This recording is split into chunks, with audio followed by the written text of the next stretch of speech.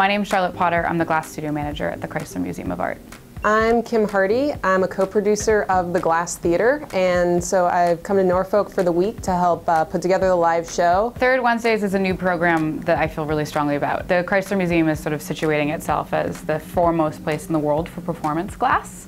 And so I wanted to figure out a way to make performance glass more accessible to specifically sort of the next generation of museum goers. The Chrysler Museum Glass Studio is a really special studio. They're really dedicated to innovation and trying new things, which is always good to see. This performance is extremely special. This is the first ever, it's the inaugural performance of the Glass Theater, and it's a collaborative production that I've been putting together with my dear friend and colleague Kim Hardy. And what we do, sort of like our mission, is we started this group called the Cirque du Verre, which is a performance glass troupe, and we learned a lot from that experience, and we wanted to try to bring it to the theater setting. So this is a cross-pollination of the arts, where we invite different kinds of people from different fields to come together and all sort of ruminate over one theme.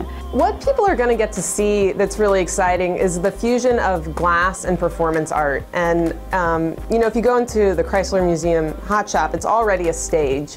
And so we're really trying to take advantage of that space of the stage to bring in artists who are working in a performative way, but really wouldn't have access to an audience any other way. We're asking different artists from different fields and scientists and musicians to all reinterpret what is the phantom? Is it a phantom limb? Is it an apparition in the night? Is it an illusion? And so they're all sort of approaching it in different ways. It's going to be really exciting. Glass blowing is a process that's best viewed, you know, when the glass is hot, right? Like, the glass is moving, it sort of has this life to it when it is in liquid form.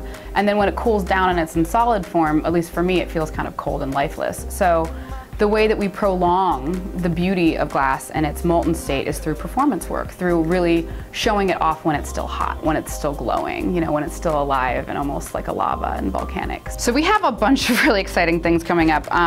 March 20th, we have Beth Littman, who's a really famous conceptual artist, and she's doing an installation where we're gonna create this whole table setting and then set it afire. And we have local artist Jacob Vanko for the music for that. April 17th, we have the theme of the exquisite corpse, which, if you're not familiar with it, essentially is where different artists make maybe the top of a body and then the middle of a body and then the bottom of a body, and we assemble them all. But none of the artists get to see what the other artists are doing. So you end up with these wild creatures, kind of like Where the Wild Things Are. So we're doing an exquisite corpse, and then we have local musician Logan Laurent and Carousel playing. They're really, really awesome. They are gonna have projections going. And then May 15th, we have sort of this mad scientist theme. We have Mark Zerpel, who's a famous artist from Seattle. He's flying out for it. He's actually a resident at the Smithsonian.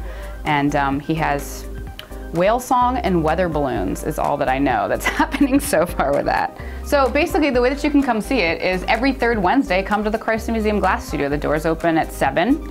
It's free for all members and only $5 for the general public. There's gonna be a long line, so be sure to get here a little early.